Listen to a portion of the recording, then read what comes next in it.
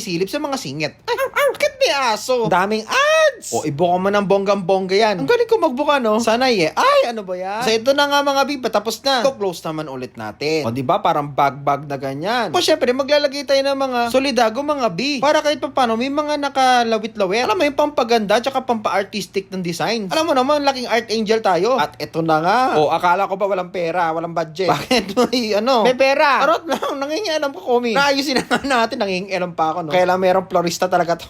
Tusok lang natin dyan, B. Isang part lang. Makasecure natin, baka mahulog. Ay, naku, alam mo naman. Tapos sprayan na natin yan. Sprayan din natin yan. Water lang yan, mga B. Para mas maging fresh ang ating arrangement. So, ito na ang ating finished product, mga B.